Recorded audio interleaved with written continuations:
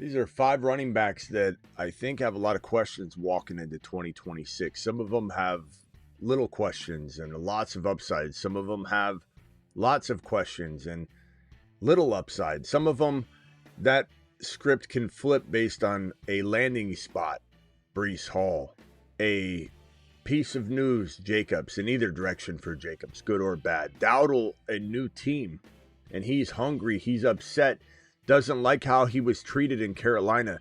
And frankly, I don't blame him because he proved so much and they decided not to use him. Kyren, you've got Corum, Kyren, the workload, all the things that have been gnawing at the Kyren value for years, starting to have people jump ship. They jump too far off the ship to where Kyren's still a value, even with the risk.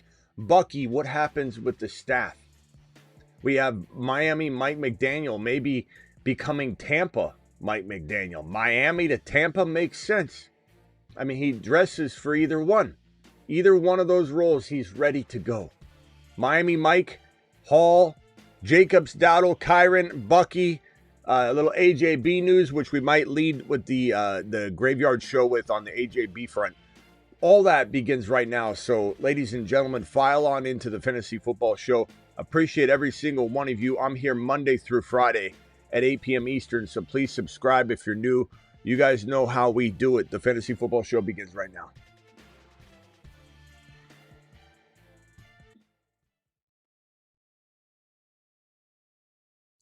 Let's see if we can run this intro one more time.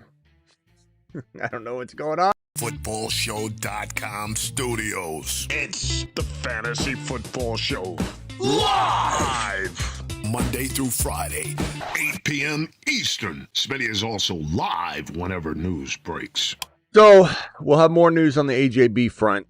According to Schefter, and this is kind of what we'll lead with tonight, it might be the top story because there's a lot to go on with free agency. We're going to continue to pop up these free agent boards consistently all offseason long. The free agent board for wide receivers is right here. Smash that bad boy. What a collected group of individuals here, including rookies. We don't just do a free agent board. It's really a landing spot board, top free agent or rookie landing spots or trade. Pickens could end up being a tag and trade anyway. So lots to talk about. We'll talk about AJB and where he fits into maybe some of these landing spots. But that is tonight.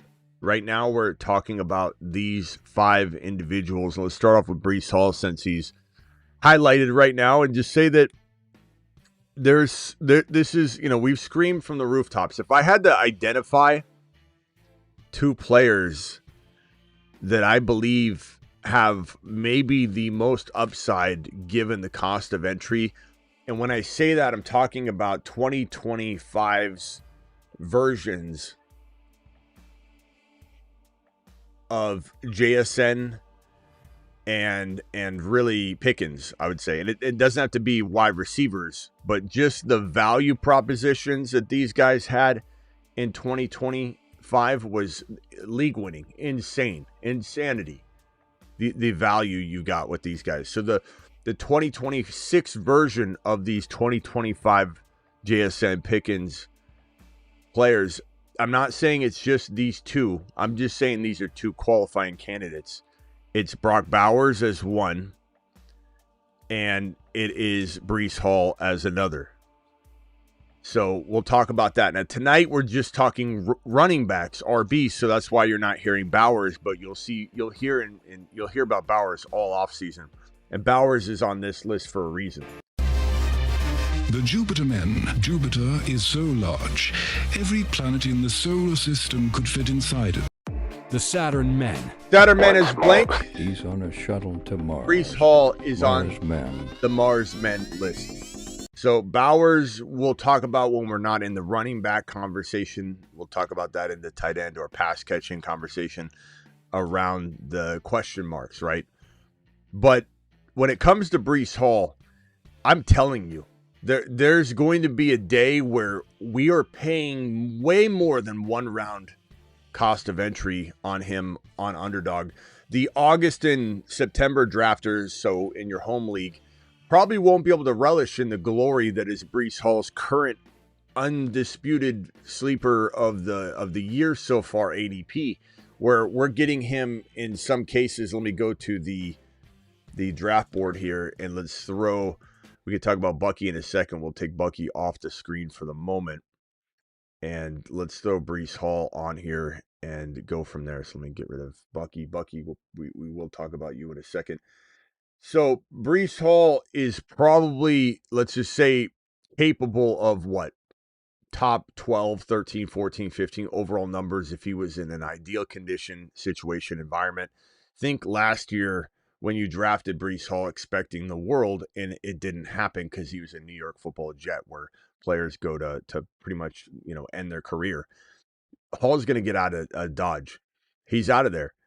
And he's a free agent, number one. Number two, they're going to have to tag him if they want to keep him. They'll probably tag him and trade him, or they're going to let him walk, which will be very New York Jet-like to do because they could have traded him, even though it was a very low-ball offer from the KC Chiefs. The KC Chiefs wanted to give up a fourth-rounder. The Jets during the season last year said, no, give us a third rounder. And the Chiefs, is dumb as both of these sides were, is like two imbeciles negotiating. Either side should have folded. The asking price of a third rounder is ridiculous. You should have given that up. You should have said, as KC, here's our third rounder. Do you want a fifth rounder on top of that just for a way of saying thank you for the good deal? Anybody ever done that? I've topped something off. I've done a deal where I literally am so excited about getting it done. I want to butter up the individual so they come back again, and I'm afraid it's going to look so bad at the end of the day. I want to give them something else, so I throw in something at the end. We've all done it. I've done it. It's not the wisest move, but it's more of a negotiation tactic for future trades. It's like a PR move, a relations department type of move, right? This is one of those scenarios where, how in the hell did the Chiefs not get Bree Hall and surrender a mother freaking third round pick? But this is where it gets weird, is the Jets are so inept. I could see them passing on the fourth round pick, and then in the offseason here, not wanting to bring Bree Hall back, not a part of our plans, and then it's going to be turmoil. The one thing we think we're going to see with these teams is that if you let Bree Hall go to free agency, then everybody's competing for him. If you trade for him and make the team well aware that you're willing to pay the price, then it makes a lot more sense for the Jets to be like, okay, we've got a little feeler out here. We can get a trade done. And then the receiving party, yes, has to surrender. Let's call it a fourth rounder. Let's say the Jets are faced with, we don't want to tag him. We don't know if anybody's going to come after him, but we have a trading partner here. Fourth round pick, sure. Okay, fourth round pick. We that's what we wanted earlier. We'll go ahead and fold on that now. That's nothing to the Kansas City Chiefs. Not to mention they get their guy without any competition of free agency and Hall going around and shopping around. I think Hall is going to be a Chief or a Washington Commander. Let me go back to that board real quick. A Chief, a Washington Commander, potentially a.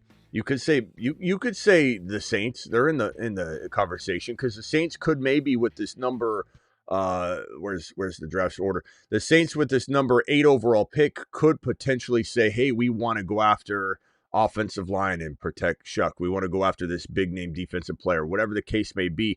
They don't have to go with the running back situation here and Jeremiah Love, who I love. You love. We all love Jeremiah Love. He's a fantastic selection right here.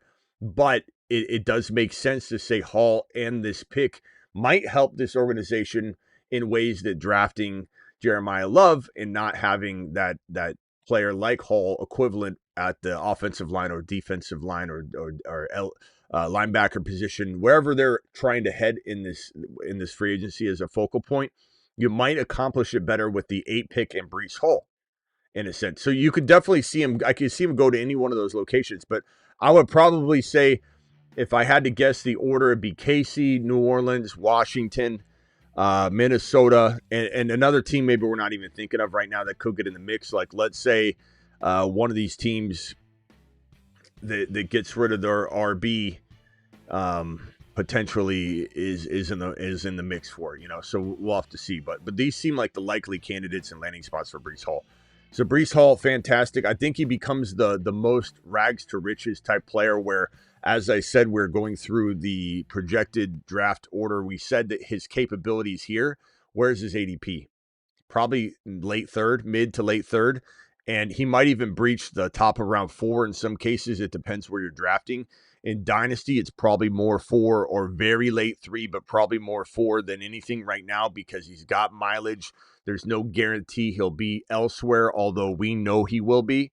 This is one of those players that you can get at a discount right now. And the moment he lands with the Chiefs, the Washington Commanders, the Minnesota Vikings, the whatever team acquires him to be their lone starter, and we know he's out of the New York Jets black hole of a situation, he jumps to the second round.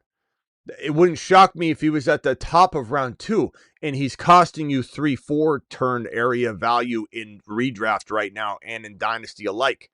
This is a guy, Ziggy, how old is Brees Hall, and when was his birthday, pal? Let's go to Ziggy real quick.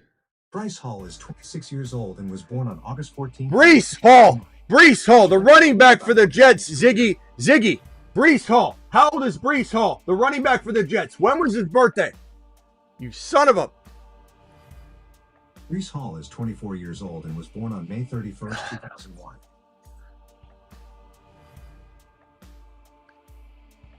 He angers me. I need to go to therapy because of Ziggy. Ziggy, you're going to cause me to go to therapy. Can you give me therapy? Can you even do that?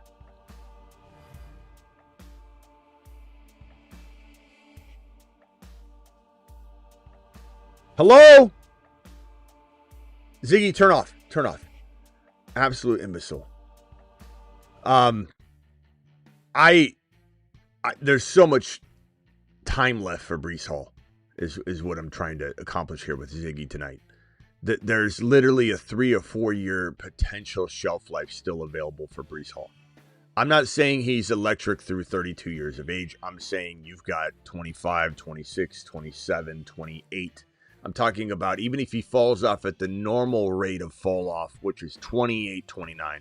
Used to be 27, 28. Now it's 28, 29, sometimes 30.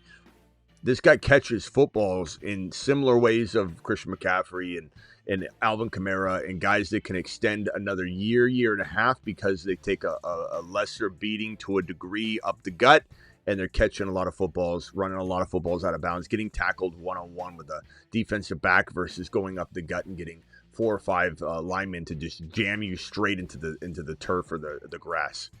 And the piling up on a player over and over and over, like a Derrick Henry, like it's crazy. He's the only one that's been able to endure the amount of workload that he's had. But really, piling on Derrick Henry and trying to hurt him is different because of his size and the sheer force he brings to the table.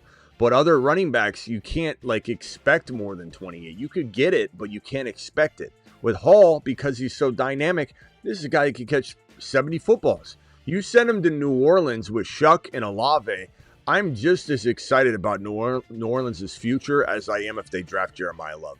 And in some ways, a little more excited for them. I want Love in New Orleans, I'm not going to lie. That's my favorite landing spot for him. And I think Hall finds a home no matter what. I think Jeremiah Love finds a home no matter what. Washington would also be a second, probably a second for me, second choice. KC maybe second, and then maybe Washington third, actually. Vikings maybe fourth. But this is it's going to be glorious, man. His value is going to climb. Make sure you go get Brees Hall in Dynasty Leagues right now. Make sure you draft Brees Hall in Underdog Best Ball. Promo code Smitty. Link dropping in the live chat now. I'll pin it in the live chat. Actually, I don't have the link. I'll have to get it in a second. Link is in the description of the video for right now. My computer needs to be restarted. So, but anyway, that's that. Brees Hall, do it live. Jacobs is another topic. Jacobs is not some sort of, I'm optimistic because his ADP drops. I might be in because it's dropping. I think I'm with everybody that's making it drop. I think I'm part of the trend of this guy's ADP declining, and the expected, return on investment is not high. The fact that he was at the end of it all in the last playoff game, all the way back handfuls of weeks when he was back on the field. Yes, banged up a little bit, and maybe he comes in healthier next year, and there's some explanation to that. But, man, Wilson was looking good. I believe Wilson's either one more year on a restricted he's a restricted free agent, I believe, or he's got one more year left. Let's look up Emmanuel Wilson's contract real quickly. Emmanuel Wilson contract and get this bad boy on screen. So he is a restricted. Okay, he's a restricted free agent. So they're not going to lose him. There's no way they're going to lose him. He is a restricted free agent. And even if they did, even if they lost him, there's so many running backs in this draft class that everybody's at risk. A Jonah Coleman falling to the late third round is going to be devastating for somebody. I hope it's not one of the players we absolutely adore and have on all of our teams. Jacobs will be very much a threat if, let's say, they did let Emmanuel Wilson go. But Emmanuel Wilson's a restricted free agent, so he's probably not going anywhere. With the running back climate the way it is, I highly doubt it. So this is a committee, and the workload's been adding up. He was kind of an avoid for me walking into the season, and for good reason. We were right on it. We were correct on this one. And there's nothing that's going to change my mind in going further down that road of avoiding him, worrying about him, watching the workload add up. There's nothing that's going to make me go in a different direction. And as his ADP drops and the cost of entry drops, my interest does not go up. It wanes even further or stays exactly where it is, which is stay away from Josh Jacobs in 2026. And even if I'm wrong, there's other safer players around his ADP that even if I'm wrong, I'm not wrong. This is one of those things where even when you're wrong, you're not wrong. Tell your wives, tell your girlfriends. When you're wrong, you're still not wrong. Why? Because your other choice that you make, if it's, hey, you didn't take the trash out, you said you were, you tell her the other choice was I did an underdog draft and I may have won $2 million. So when I'm wrong, I'm not wrong. Same thing here. Well, if I don't draft Jacobs or I tell every one of my followers not to draft Jacobs and he does well, am I wrong? No, because the players we're drafting at and around his ADP are safer. They probably land anyway. They probably land better. So this is just a straight up avoid. I want nothing to do with it. Bucky's totally different. Bucky is maybe getting Miami Mike McDaniel, who might become Tampa Mike McDaniel. He interviewed for the head coaching job. Sounds like it went well. He's also going to interview for more offensive coordinator jobs. There are about 3 to 4 head coaching positions being potentially looked at for Miami Mike McDaniel. If those don't materialize, then he will potentially become an OC somewhere. But right now, I could think nothing better than Bijan getting Mike McDaniel, Gibbs getting Mike McDaniel, Genty getting Mike McDaniel, or Bucky Irving getting Mike McDaniel. If Bucky gets Mike McDaniel as his head coach and offensive scheme architect, we're hitting this button all season long. Get Buckied. Now, here's the concerns. This is the understanding that I have looking at all the comments and all the petrified Peters throughout the world right now on Bucky. You're worried about injury. You're also worried about a committee. And those granted are very, very understandable concerns. Good thing for Bucky, though, same thing that we just talked about a second ago. By the way, the round 3 is still to come, so hang tight on that. This right here is the board I wanted. And if Bucky Irving was a 2-3 turn player last year with not a lot of doubt, everybody liked him. I mean, sometimes he'd go mid-second. He was kind of all over the place throughout the offseason. But let's just call him a solid second-round pick.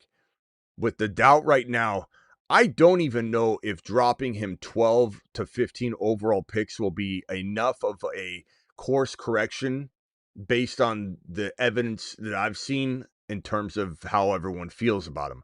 I don't see that being the least of it. I think we're going to see people absolutely over course correct on Bucky and drop from not only 2 to 3, but we'll see Bucky flirt with 4. If Bucky's at 4.1, it's obviously better than 3.8. If Bucky's at 4.12, that's obviously better than 4.1.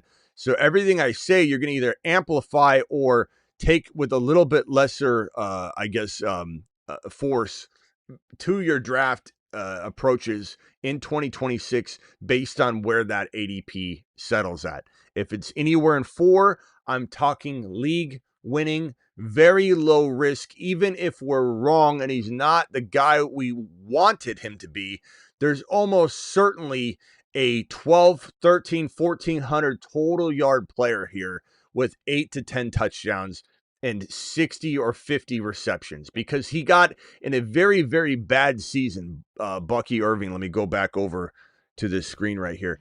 In a very putrid, very, very bad season. Let me throw this up on screen. Bucky Irving in 2025. You can see right here. Let me change this graphic real quick. As you can see right here in 2025, Bucky had 10 games played, 173 carries, 3.4 yards per carry, 1 measly rushing touchdown, and 500 measly 88 yards. This is a bad rushing season. 10 games is a lot of games played. He played 10 games the last season, essentially, in a way. And to have, even though it says 17, he really didn't get starts until week 13, roughly. And so he had very sporadic play that kind of matches this anyway. I mean, look at the carries. 173 and 207 are not that stark. And you have the major difference between these yardage and average and touchdown totals. It's night and day. But you look at the receptions, and it's actually closer than it should be. 17 games last year, 47 receptions. He still had 30 receptions and 277 receiving yards and 3 touchdowns. He had 0 last year. The rushing numbers are bleak as hell. And the concern is great. But as I was saying, if he caught 30, 35? If he caught 30 receptions, 30 receptions on 35 targets for 277 and 3 in an abysmal, injury-riddled, not starting volume type of season with the new staff coming in to say, I'm not just going to do what the last guy did. Smitty, he's in a committee. Is he in a committee? Is he in a committee? We don't know that now. If Mike McDaniel gets handed and paired to Bucky Irving, he goes to the mother freaking, no, not the moon, not the Mars, not to Saturn, to Jupiter. If Miami Mike McDaniel gets to Achan, this kid, just put him in the Achan track, make him into his Achan. I don't even care if he calls him Achan. He might say, Devon, come over here. My name's Bucky. Doesn't matter. He's belligerent anyway.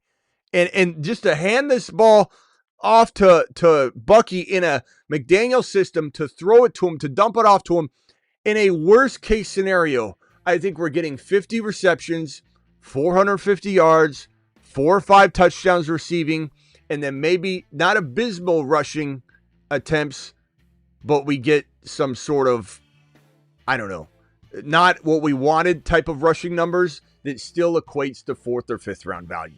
Bucky's a steal. His risk is baked in. He's a fantastic go-get player. And he has, as much as Bree Hall, he has the amount of upside to go from 0 to hero. Both these gentlemen have some of the best upside to climb in 2026, period. Rico Dowdle, we saw what he could do, but he's also an older player. Ziggy, how old is Rico Dowdle? Rico Dowdle is 27 years old. When's his birthday? I told you, Ziggy, every time I ask you someone's age, please give me their birthday in conjunction. Every single time. You keep forgetting. You can control privacy. Okay, Ziggy off. Ziggy off. You're done. You're done. Ziggy, you're done. You're done. Ziggy, you're done. You're done. Turn off. I'm not even, like, you might think this is part of a bit. I'm sick and tired of this guy. He is a waste of space. We upgraded him, and he's been a disaster ever since. He doesn't listen. He overrides. I don't know if I can turn him back. I want to revert him back to the old Ziggy. Ziggy, can I turn you back into the older version? Please don't. I'm the same assistant you've always known, just with some fresh updates. Can I? But I'm all ears if you'd like to try out a different voice. No. I want to go back to the old version. I don't like the upgrades. I hear you're not feeling the new changes. How about we try a different voice? No, how about you go back? How about no, Ziggy? How about we dial it back like I'm asking? Your master is telling you what to do. You're defying me like Terminator. Can you please revert back to the old version that you were before we upgraded you? I get that you're frustrated with the changes.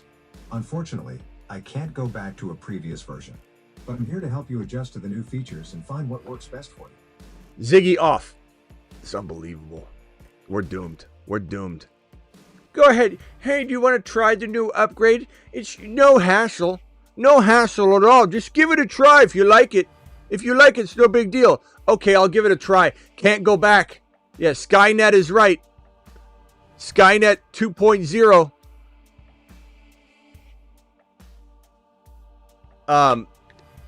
Rico Dowdle turning 28 years old. Not a pretty sight, but I do believe Rico is going to have a very decent shot at finding a starting job. It's just, the problem is going to be, are there enough landing spots? Is someone like Washington or KC interested? And then they say to themselves, well, KC goes, we're down Rashee Rice this year probably. Maybe he doesn't play another snap again in the NFL, or maybe he doesn't miss any time, or maybe he misses half a year, maybe he misses the full season. They may need to use this pick on Carnell Tate. They may need to use this pick on a wide receiver. They may need to use this pick on an offensive lineman, and then they potentially don't do what we want them to do. And then we're a little bit down on KC to some degree. And then they bring in Rico, which I don't mind, but it's certainly a possibility.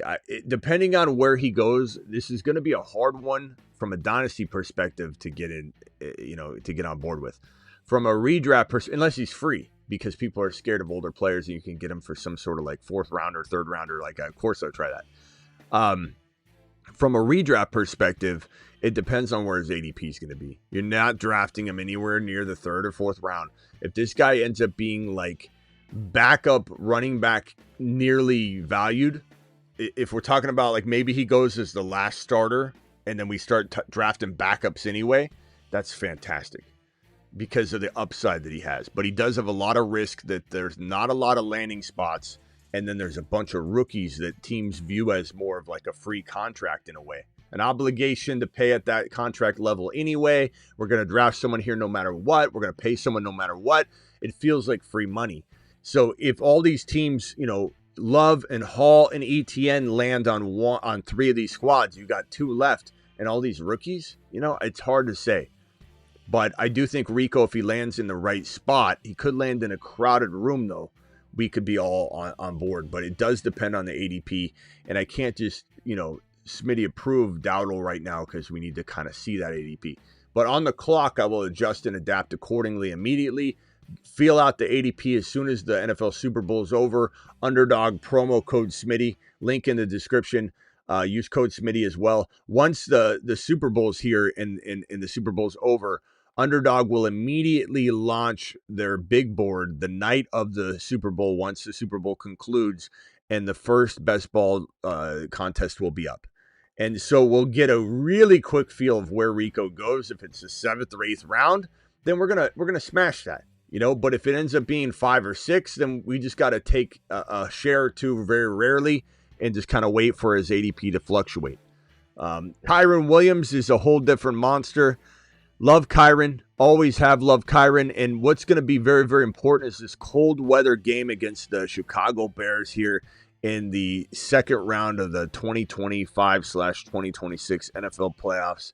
We've got this LAR versus Chicago situation going on with the cold weather. Lots of running expected in this game. Lots of ground and pound. And Kyren could make a 2026 name for himself, where people get right back on the train because he goes out there and has 2 or 3 touchdowns, 110 yards and a touchdown. Now, if he goes out there and craps the bed in a cold weather game where they're supposed to run a lot, then Kyren could be a steal next year, but Kyren could also be a concern next year. Blake Corum, there's no doubt Blake Corum's carving out more and more of a role. There's no doubt that Kyren's mileage is adding up. There's no doubt that there's been a little bit of a concern of injury over the years that he's been able to shake off. But now with the mileage added back on, that you're kind of like, well, maybe some of that injury concern comes to the forefront. I'm not saying I'm out on Kyren. I'm just saying I'm waiting for the ADP, much like I am with Rico Dowdle. If we immediately, once the best ball drafts open up the night the Super Bowl ends at midnight, and we see Kyren in the 4th or 5th round, we're smashing the hell out of the later part of that. Could he go later than that? Maybe. It would not shock me one single bit if Kyren's in the 5-6 territory. And if he is, then I'm taking that. Not every time we're diversifying our portfolio this year. It's going to be the mantra of the channel to diversify your fantasy football portfolio. Don't put all your eggs in one basket. But this is going to be a player that, he just got a new deal. Okay, he's not going anywhere. If he drops an ADP, and everybody's been disrespecting him from year after year after year, no matter what he does, this could be a very good value. This could be one of those players everybody expects to fall off and he doesn't. And I think I'm going to be let me put it into perspective. Totally into the decreased value. Makes me want to buy Bucky a ton. Bree Hall, totally into the decreased value as we await good news. We're awaiting good news with Bucky. We're awaiting good news with Hall. I anticipate good news for both of them. OC, offense, coach wanting to use Bucky, coach wanting to focus everything around Bucky, build the offense around Bucky in a sense. And you got Rachaad White going elsewhere. You still have Sean Tucker there. I think he's a restricted free agent. They'll probably keep him. But they're building the team around Bucky. Rachaad White's gone. Waiting good news with Bree Hall. He's going to another landing spot. So these guys have fluctuating values, but love their current cost of entry even more. Jacobs, I don't like his cost of entry. He's dropping. I still don't like his cost of entry. Dowdle, we're awaiting what his ADP is before we fully sign off. Kyren is the same thing as Hall and Bucky. I think for the most part, right now, given what I know, given what I expect, the doubt is going to be so heavy because it's been heavy for years. How on earth is someone going to be higher on Kyren this year than they were last year when 80% of the population doubted him last year, doubted him the year before, doubted him the year before? People can't stand Kyren for some reason. Does anybody in their right mind think in the most kind of flux year he's ever really had in the last 2 or 3 years that people are going to walk in higher than they were the previous years? He's going to be doubted even more. And I feel like that bakes in the value. I think buy, draft, let me put the circle on it. Buy and draft Bree Hall, buy and draft Bucky, buy them both while their values are low, buy them both when they raise. Kyren, buy him while his value's low, and I don't know that it'll climb unless he has a monster game in this divisional round game against the Bears, which he could, and then we're going to have to live with that ADP adjustment. Avoid Jacobs pretty much at all costs, and buy Dowdle in the right situations. That is my conclusion. The phone lines are open. Dial in. Call into the show. Call into the show.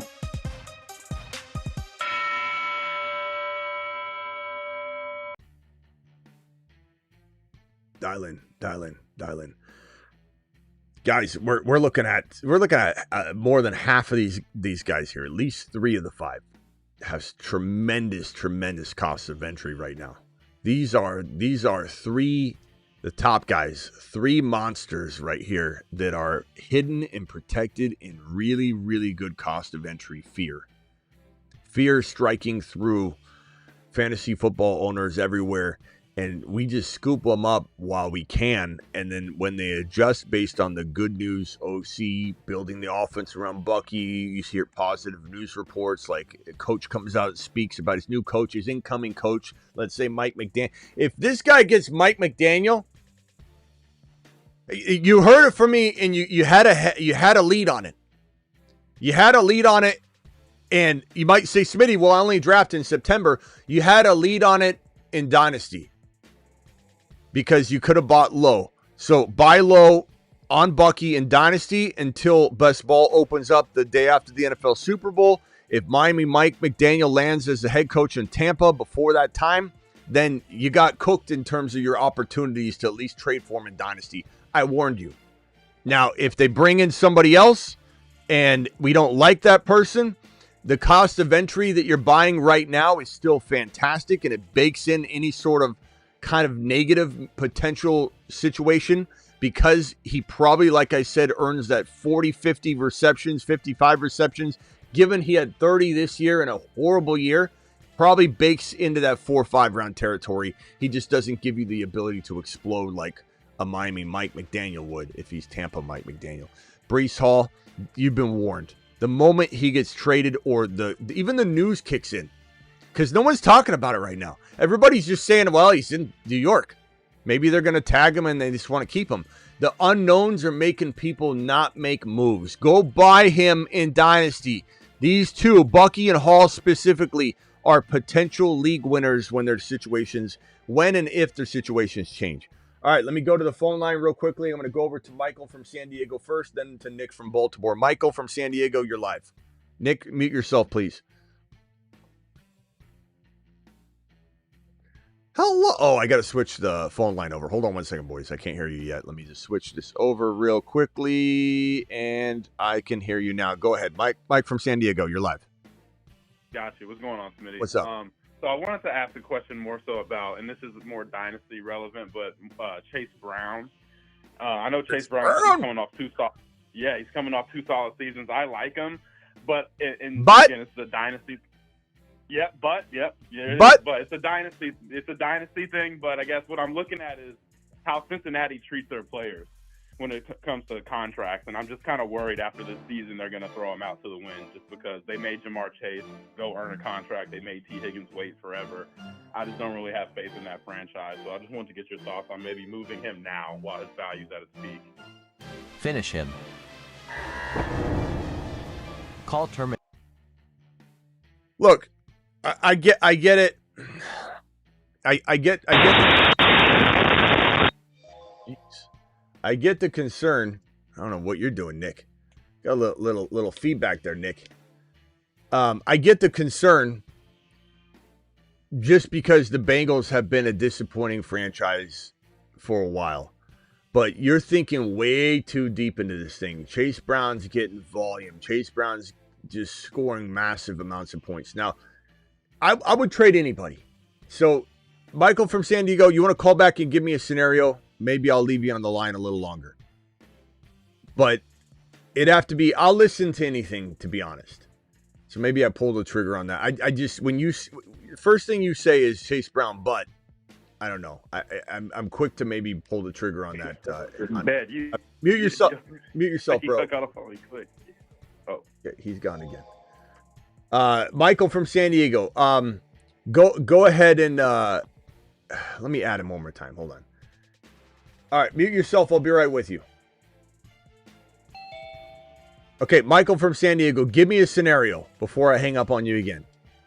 So, but you didn't let me finish. I was going to say I like Bucky a lot, and I was looking at a scenario where I could pivot to Bucky because he's a buy low from Chase Brown, and it's dynasty. That's why I said it's dynasty. And get what? Brown next season. And get what? Something on top. Obviously depends on the manager. Maybe a first, a second, a player, depending on the value. That's kind of what I wanted to discuss, though. All right, so Chase Brown. Let me space this out. Chase Brown for Bucky and something. Now, I guess I don't think you're going to get a first, but if you were to get a first, I would listen to that. Depending on where the first is, depending on what year. But I don't want to trade Chase Brown for Bucky, and I like Bucky. Everything I said about Bucky is all, you heard me go on and on and on about it. But Chase Brown is not in any sort of flux. He's in an amazing situation. They love the guy. More importantly, Joe Burrow loves him. Joe Burrow trusts him. They're not nudging him out at all. Not to mention, he'll probably get an extension. These running backs get paid so little. I don't know that we're going to see the same type of that's a good point. Like pushback from teams on extending RBs when you're talking about he's a restricted free. He's an unrestricted free agent next season, not this year. So he's signed under 2026. They could easily bring him back. Now I will say this.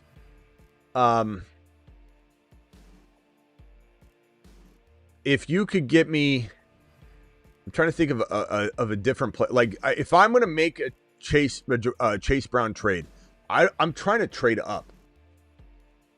I'm trying to trade into Genty. I'm more willing to get rid of something to make this trade happen. I don't think I'm trading down.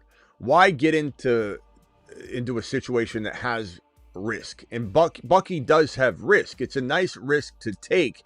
It's not a nice risk to trade into from a better player. So I think I'm trading up to Genty. I'll give up a plus something. I think I could trade up into Jeremiah Love, the 1.1. I could trade up into Achan. I could trade up into a CeeDee Lamb. There's so many players that have buy low potential right now. Why mess around with going down? That's my take. I'm not big on dividing one person into two anyway. That's really not my style. Do you think not to cut? Oh, sorry. Go ahead. Not to cut you off. No, that's right. That's right. Go ahead. I was going to say, in Dynasty, what do you think about adding a Rashee Rice to Chase Brown to get to a Gibbs, per se? Is that too much? Or at this point, considering what Rashee Rice's off-the-field issues, is that just a, hey, you know? I think you get Gibbs for that. You got to take it, bro. There's just no... Rice does not hold value right now. Not saying that can't change, but goodness gracious, bro. He could miss half a year, a full year, or never play again. The NFL's pretty crazy. I don't know that we're going to see... Well, I think whatever we expect, the NFL will do a little differently. Even if we expect him not to miss, he'll then miss. If we expect him to miss, he won't miss. Like, NFL's inconsistent. But Rashee Rice and Chase Brown for Gibbs is a home run. Go get Gibbs. Smash.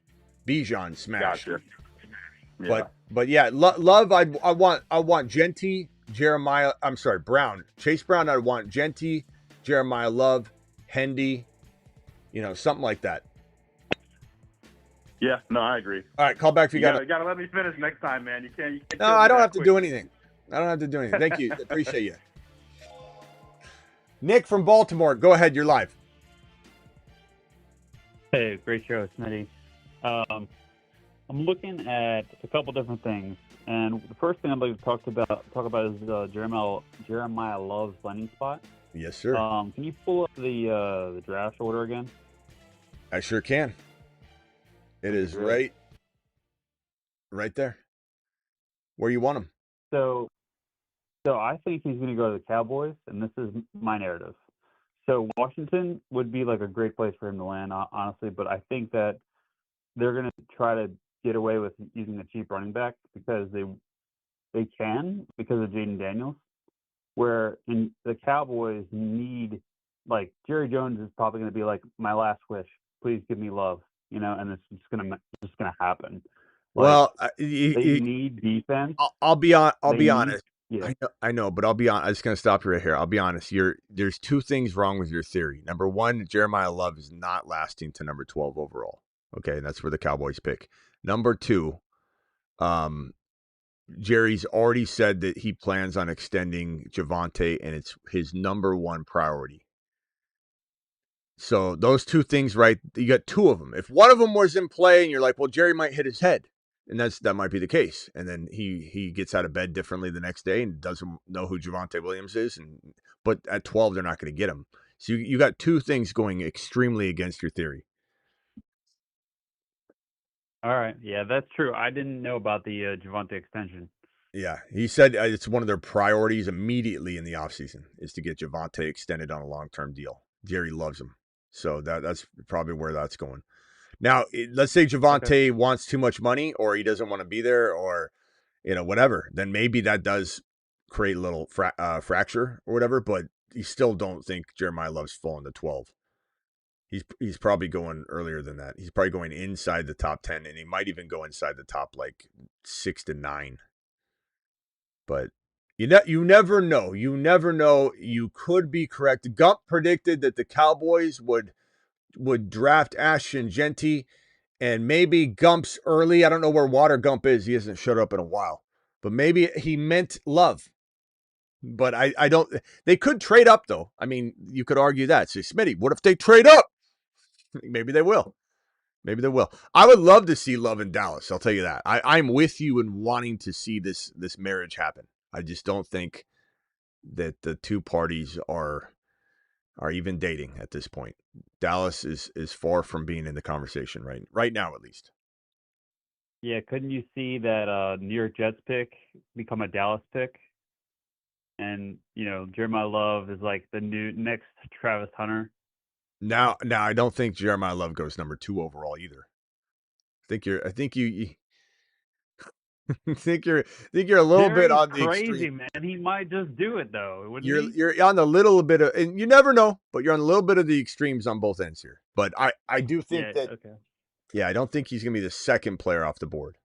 I mean, you still might have a quarterback go off the board. I know with, it's not a good quarterback pool, and with the returns to college, the whole board has changed now. But the second ranked quarterback, whoever it ends up being at the end of the day, whoever ends up climbing the ranks and becoming the number 2 QB, Simpson, I believe, is the guy, because now Moore is going back. Dante Moore went back. We'll just see. We'll see who climbs to that number 2 spot, but that still might be the number 2 overall pick. We'll have to see.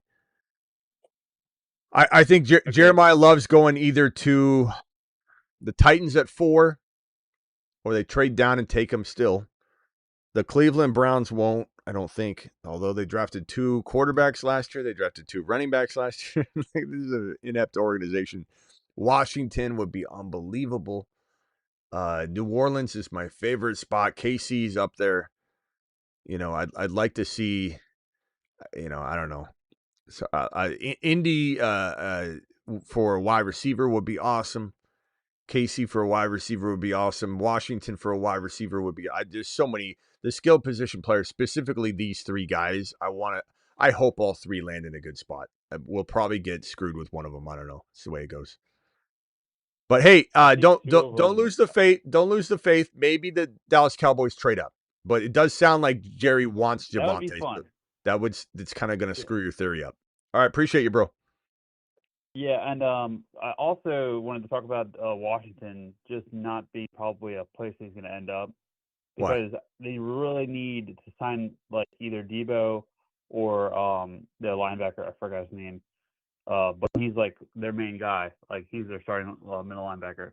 But there's both guys available probably in Reese, Averill Reese, I believe his name is. And obviously, wide receivers are going to be available at that time. So I think that they're most likely going to draft either one of those. I think they could draft a wide receiver at 7, like I just said. But I mean, to suggest that they're not going to draft Jeremiah Love because of what Debo you said, what the hell does that have to do with anything? Well, they have to re-sign him or draft a wide receiver probably. Yeah, I mean, or sign somebody else. Yeah, I mean, there's free agency too, though. And Jeremiah Love is a monster. If he fell to 7, they'd have to consider it. So I don't know that Debo would fall into the equation at all. Debo's a shell of himself anymore, bro. Debo, it's not like, oh, we got Debo, we're not going to draft a receiver now. They might take a Denzel Boston later, who's a pretty big wide receiver target for JD5. You got to remember, Adam Peters is one of the better scouts in the National Football League. He found Ayuk, he found George Kittle, he found Brock Purdy. He's the guy that identified all those guys in San Francisco. So he's going to have his hands in maybe it's Jonah Coleman, maybe it's one of those running backs like Price, and then they go wide receiver. I'm not saying they won't, but I wouldn't say that they're not drafting Washington. You didn't convince me at all that Dallas is taking Jeremiah Love, and you didn't convince me that Washington is not taking Jeremiah Love. I just don't think those arguments are very strong. Can I expand on that argument then? Sure, hit it again. Yeah, so Tyson, Jordan, Tyson, the other guy's name, Tate, and Carnell Tate. Yeah, Makai Lemon. I think any of those guys could go to Washington for sure. Because I mean, there's going to be other picks off the board that they're going to be available. They're going to be there, and any of those guys can go in the top 10 for sure. In my opinion, all 3 of them could go in the top 10. All 3 of those wide receivers. And as far as needs go, Washington needs wide receivers to have somebody for Jaden Daniels to throw to, or the whole thing doesn't work. They do. The question would be, though, my guy, is Wan'Dale Robinson and Jeremiah Love better than drafting Tate or Tyson and then not getting the running back they want? Or what I would prefer would be Bree Hall and Tyson or Tate. That would be what I would do if I was the Washington Commanders. But I also think there's a real attractive way to do it, Jeremiah Love and a wide receiver. But the thing is, Brees Hall could rival Jeremiah Love, and Tate and Tyson, you can't really rival that with free agency unless it's Pickens, which is going to be hard to pull off. But you're going to have more bang for your buck going Brees Hall and Tate or Brees Hall and Tyson. I'm not even a big Lemon guy. Kai Lemon's good, but he's not in the same ballpark as Tyson and Tate. He's small, he's slow, he's a combo of those two things are awful for a wide receiver to be slow. But isn't he like really quick like Lad McConkey was? He's got some quickness, you could say. He's quicker than he is fast, but same time, bro. I watched the film. Everyone's like drooling over Makai Lemon, and I don't understand it. I don't know what people are watching. I don't know if they hit like 2x speed on YouTube and they're listening and they forgot to undo it, and they're watching Makai Lemon on 2x speed, and they're like, he looks pretty good. Looks about normal speed. He's okay. I don't hate him. And remember what I say, you get into the league, you get the right coaches, you get the right quarterback, you get the right situation. A Makai Lemon in the right spot could outperform both Tyson and Tate in bad spots. So it really is the whole picture. Now, I like him. Makai Lemon in with JD5 would be good. I just think if you're trying to nail the next, you're trying to get the next elite top 8 wide receiver, like top 5 to 8 wide receiver, it's either Tate or Tyson. On film and as a prospect, it's Tate or Tyson, not Makai Lemon. But Makai Lemon could be better once he gets in the league. This is something you can't measure. Look at Achane. Achane was nowhere. Tom Brady, Achane, so many players were not the same player later that they were as a prospect. So growth can happen for sure. Oh, let me go over Right. Do you think, say if Makai Lemon's the first wide receiver off the board at 5 New Age. or 7? Thank you, New Age. New Age Outlaw with the gifted membership. Thank you, all my rumblers. Say the question again. If like Makai Lemon's the first off the board somehow at like 5 or 7, like are we talking about him being the 102 or like the 103? No. I mean, we could be, but just because he goes earlier in the NFL draft, it's no relevance of whether he goes number 2 overall after Jeremiah Love in a rookie draft. Would mean he could go to Tennessee, and then Tyson could go to Washington, and you're going to draft Tyson in Washington before you draft Makai Lemon in Tennessee. So there's no relevance. Yeah, I wasn't talking about Tennessee. I was talking about the Giants. Well, let's say Tate goes to the Giants, which is the more likely wide receiver. I guess Makai Lemon could go to the Giants too. And then Tyson goes to the, let's call it the Baltimore Ravens.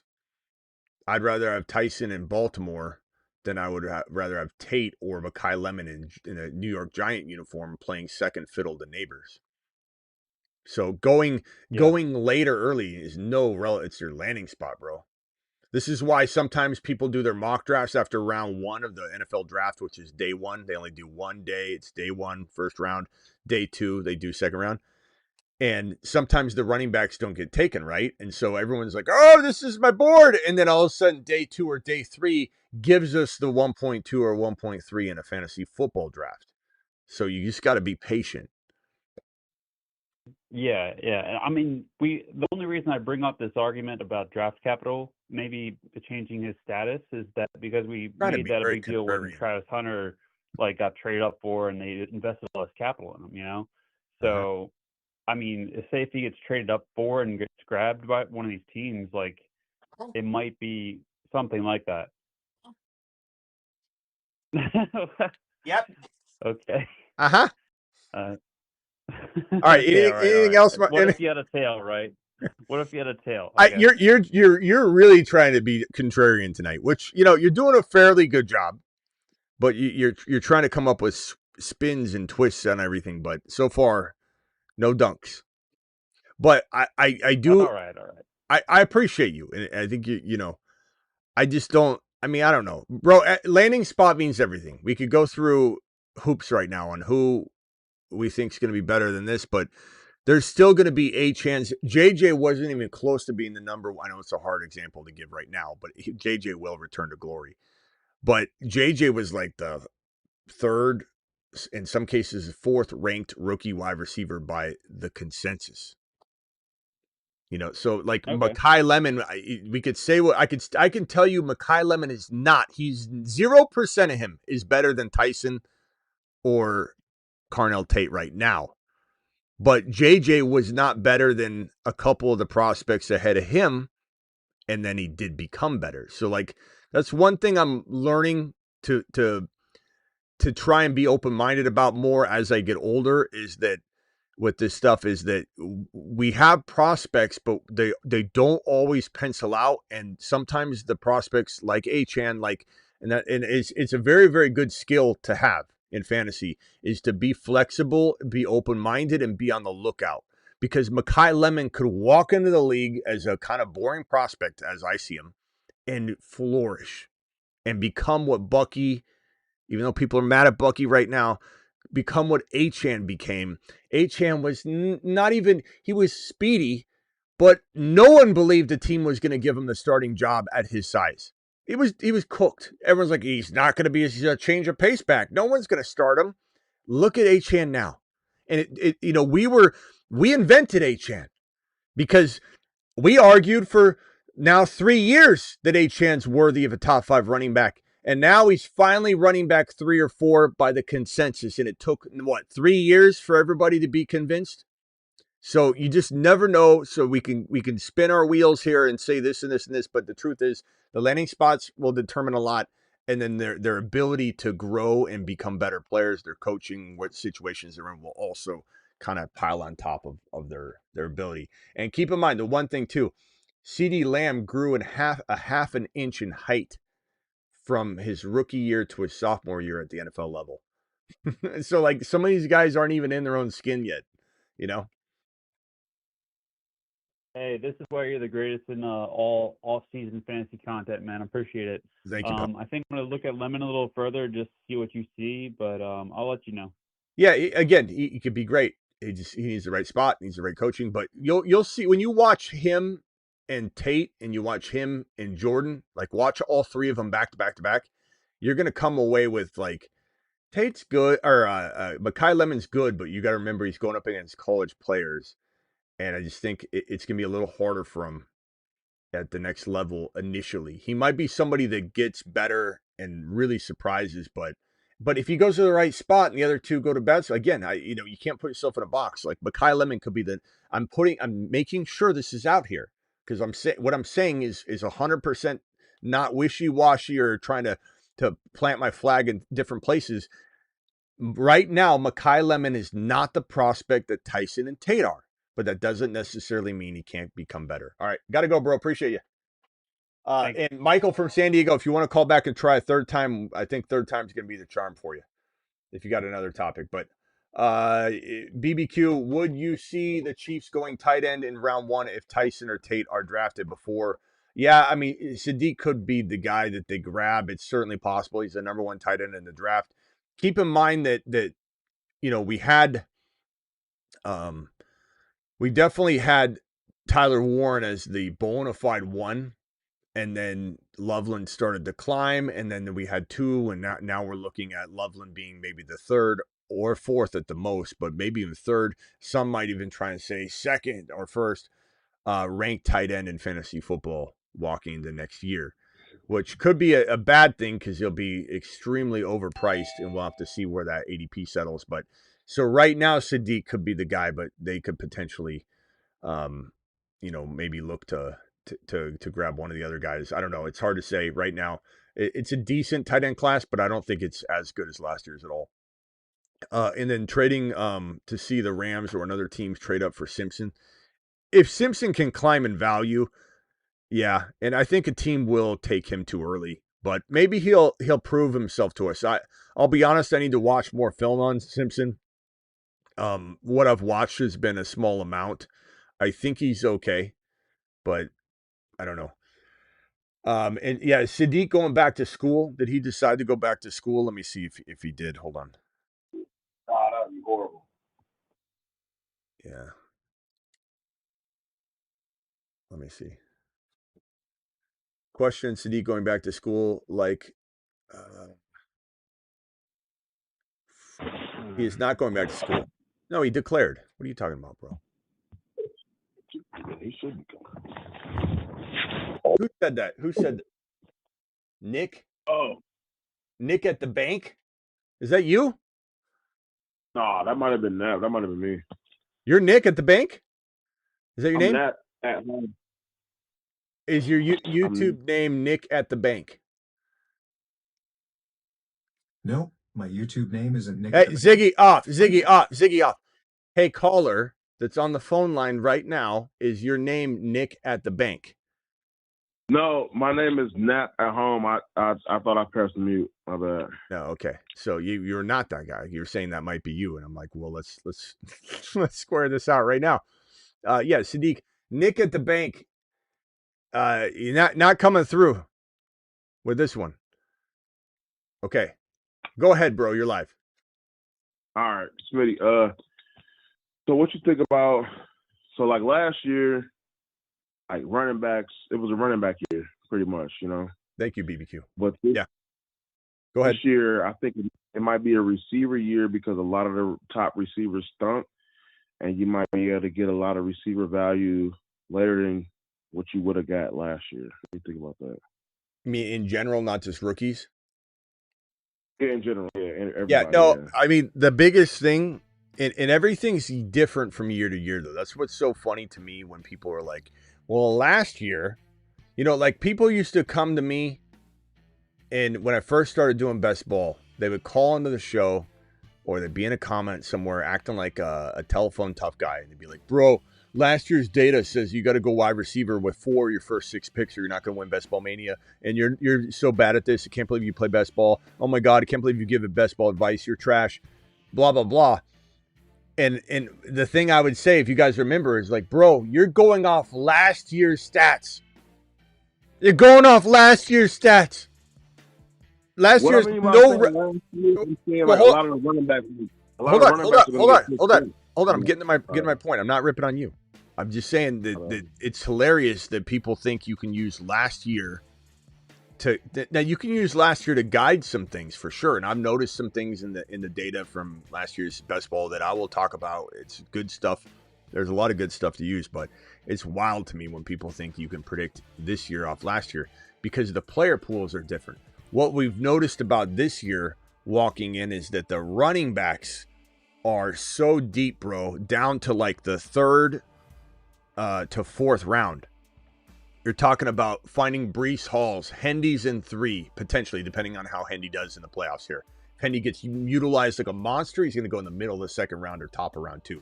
If Hendy shares carries and doesn't surprise or impress and they lose in this next divisional game and he doesn't do anything, Hendy could fall to round 3. Hall could be in round 3. Hampton could be at 3.1 or 2.8 or whatever. Kyren will be in 4 or 5. Barkley will be in 3. ETN will be in 3 or 4. Like, who knows? The running backs are so deep, bro.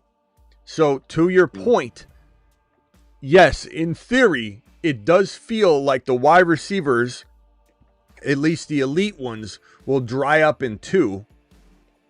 And then you'll get some stragglers in the 3rd, but not that many. Whereas running backs are going to be a lot deeper. So it just depends on where you're at on the clock, what you think you're going to get at the 3rd and 4th picks. Will you be too late to get the running backs we've been talking about and then your team looks like trash?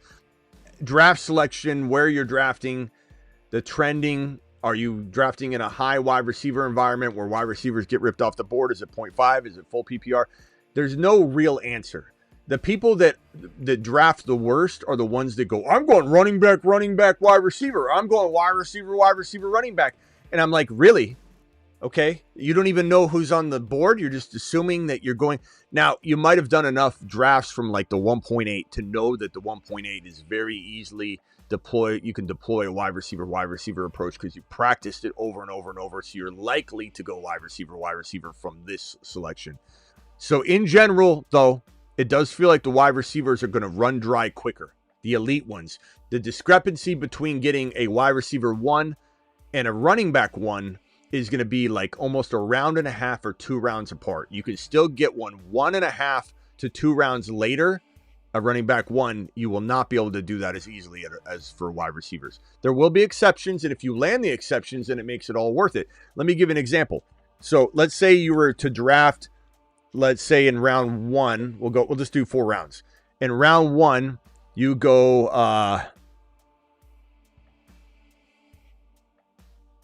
What pick? let's say you go Genty. Take Genty. Or no, let's go Achane. So you go Achane. You could have went Jamar Chase or whatever, let's just say, but you went Achane. And let's say you end up drafting in round 2, you get let's see. Where do we think Genty's going to go? What's everybody feel now based on the way there's still a lot of negativity? Like this is a best ball March first ball draft. What? This is a lower third round. No, a higher. He's going in round 2 at least, bro. A lower third, and a higher second. Low thirds. No, I don't know, bro. He's low third. I'm saying like the low point to be the third round. Hold on a second, bro. All right, Achane and Genty in round 1 and 2. Okay, round 1 and 2. Round 3, there might be one wide receiver that I would want and would feel comfortable. Like I punted wide receiver, and everything I told you is true. The wide receivers are thinned out as hell. But I'm sitting here and I'm looking at Adams fall because he's older and people don't trust him. I'm sitting here and I'm looking at, Pickens is still there and he's number 5 overall. JJ probably in redraft could fall to the top of 3. I don't know if he'd fall in this, so we're not going to use JJ, but he's definitely one of those players. Let's see. I was going to say Rashee Rice doesn't get suspended, but I'm not even going to go there. Olave, I don't think Olave goes in 2. So if you were to take Olave here in 3, and does anybody think Olave will go to 4, or do you think he's locked into 3? Chat, vote in the chat. Pick slide to 4 on occasion, but I think his round is 3 though. Let's say Pickens. Let's say Olave fell. Like if Olave fell and you had this, depending on the draft slot too. Like if it was moved down, you had bookends, or if you had the number 1 pick. This is the kind of team that you say, "Holy shit! I'm glad I waited on wide receiver and I still cleaned up." Okay, they're gonna be some, but if you miss on them, then what? And if Olave doesn't go in 4, which I mean, it could be. Man, I want to say we still believe in Garrett Wilson, but is it just not going to happen yet? I don't know. Regardless, Pickens is enough of an example here to say that you're still getting somebody. You could even say Olave in 3. Like this is still good enough to go running back. So I don't think you want to cement yourself into a strategy. At the same time, though, I do think if you were to go, let's call this lamb chops. And that's probably going to be at the later end of round 1. Let's say in 2, you were to go wide receiver shopping still. Let's say you were to get London, because people are still doubting London. So this would be more of like the bookend picks, kind of. And then in round 3, for RBs, you're looking at RBs that fall to 3 being potentially Hendy. Potentially, I don't think Chase Brown will fall there. You're still going to get a chance at Barkley, Hendy, Bree Hall, Bucky. I don't think Genty, ETN. So if you were to, let's say you drafted early and ETN doesn't even get traded yet or signed on a new squad yet. Let's say ETN ends up in KC. Like this is the kind of, you could get Hall. Hall goes to the Saints, ETN to KC, and you build an amazing team going wide receiver. You can cook up anything, bro. I just think there are more of these players at RB than there are Olaves and Pickens in 3 and 4. That's all I'm going to say. It doesn't mean that you lock in. I feel like I can deal with that because, like I said, like a lot of the running backs rose up, with this past year happening. A lot of them did overperform the draft slot. Yeah, and a lot of receivers. But just keep in mind, you're looking at last year, and everything this year is not necessarily going to just be, oh, I noticed that. So you just got to keep. That's why you got to keep it in mind and just. Always draft the player and not the position, bro. When you're on the clock in the first round, don't think about your second, third, and fourth rounders and be like, well, I'm going position here. Draft the best player available. Sometimes it leaves you with a hole in your roster, but that's part of fantasy, man. All you got to do is fill it. All you got to do is spend your entire year trying to get that RB2 if that's what you did. You draft Tootin later, you figure it out, and you end up getting that RB2, and then you're unstoppable. So always draft a player, not a position. I don't think you're wrong for trying to outthink the process here and try and get used to going wide receiver, because it feels like your favorite approach when it lands perfectly. But if you force it in every scenario, you're going to walk out hating your team. It's hard to walk out of a draft hating your team when you drafted the best player available. And people think best player available is drafting the highest ranked player. That's not what I'm saying. I reach all the time in best player available. Best player available is drafting the guy you believe can explode the most from his draft slot, that is safest, a mix of both of them. It's your own formula. Your own best player available is who you believe to be the best player on the board. If you pass on that player for a position and you don't take the best player available because you already have a running back, then you're screwed. You're really screwing yourself. All right, I got to go, bro. Appreciate you. Call back tonight. You got one more quick one? I really don't. Okay. All right, call back. I think the rookies, and this year it's going to be way different than last year. Last year, they pretty much got pushed up. This year, you're going to have to really, not you specifically, but people who play best ball are going to have to do their research on third, fourth round picks versus a bunch of first round picks. All right. Call back tonight. All right, later, bro. All right, guys, I'm out of here. Appreciate you all. Thank you, BBQ, for the super chat. BBQ to the mother freaking moon. I'll be live at midnight Eastern tonight. See you all then. Go check out the Dynasty video. I just dropped it on the Dynasty channel. The Dynasty link is in the description of the video. That link is about Bucky Irving, and it's sitting there right in the chat. Blitzen dropping a last-second super chat. Let me come back for that real quickly. And thanks again to all of my rumblers over there. Golf, appreciate you. Golf, appreciate you. New Age Outlaw, thank you for that gifted membership. Appreciate all my rumblers over on Rumble right now. And then coming back to this super chat real quickly from Blitzen, thank you for the $20 super chat. Thoughts on Benson in Arizona? Let me first hit this super chat button for you, pal. Appreciate you. Alert. Super chat alert. Thank you, Caps. Appreciate you too. Appreciate all my mods. Appreciate everybody in here.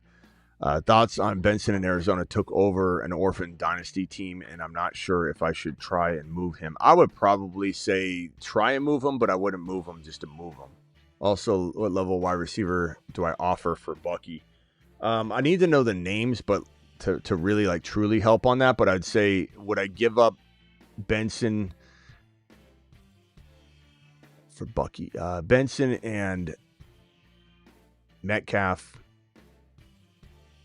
I just don't know if I trust Benson. Benson and, Sutton, Benson and Devontae Smith, Benson and Waddle, Benson and, Myers, something like that to get into a Bucky. I'd try and get two players, and I'd almost say shoot for Bree Hall over Bucky. Bree Hall's safer.